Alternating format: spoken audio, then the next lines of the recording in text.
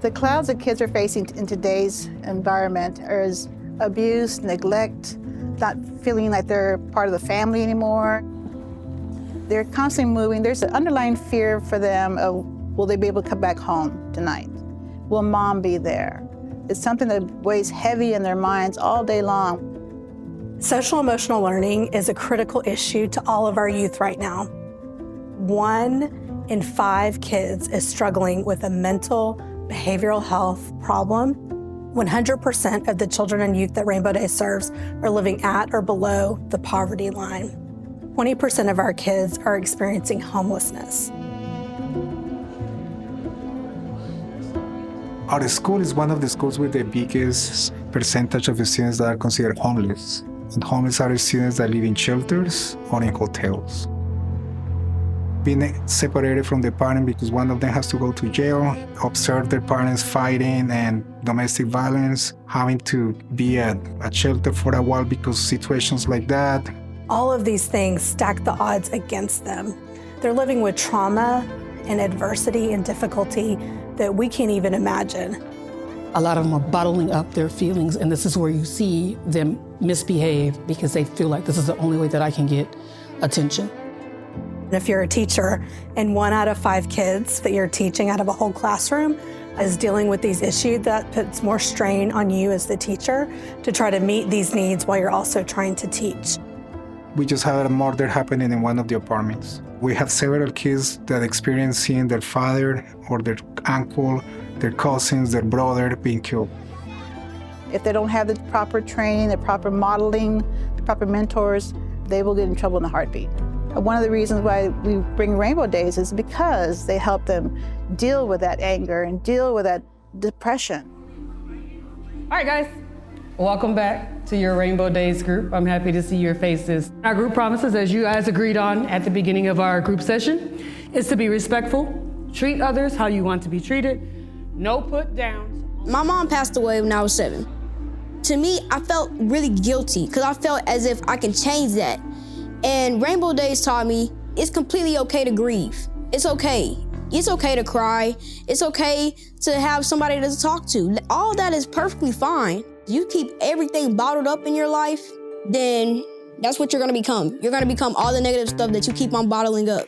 Rainbow Days steps in to fill the gap beyond just traditional education, where we're actually teaching children social emotional learning skills, decision-making skills, so that they can learn how to cope with their feelings in effective ways. The way they set it up is very friendly, very uplifting. They love to come anytime Rainbow Days. They are super excited. It's kind of tough for you to start trying to make all your material fun, but they make it seem easy.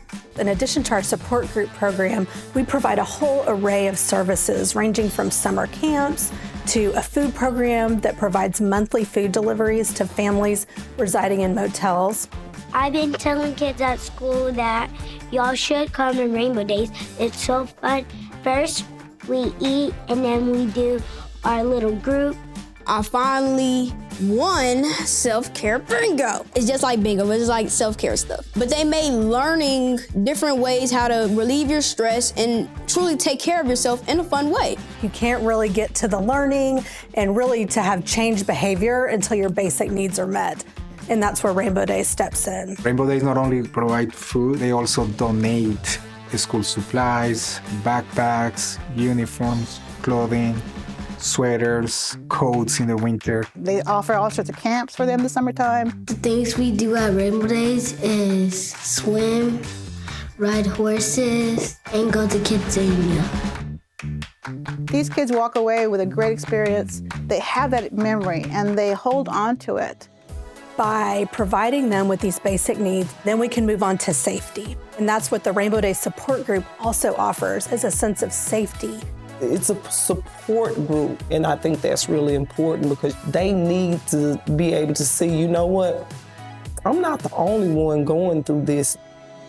I've met one of my best friends just from Rainbow Days.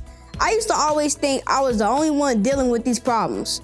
I forgot what Miss K said, but like we started conversating. I was like, yeah, that happened to me too. So I'm like, oh my goodness, I found a twin. All of us go through something at one point in time, and even though we're different, we're the same. I have a special relationship with Nathan. If he gets hurt, I care about him, and if he's bleeding, I get a Band-Aid for him.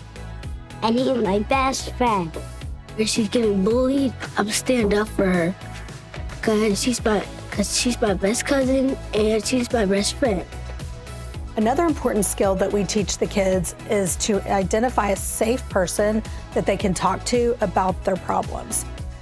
It's very important for us to listen to these kids. A lot of them will tell you that they don't feel heard, they don't feel seen, they feel invalid.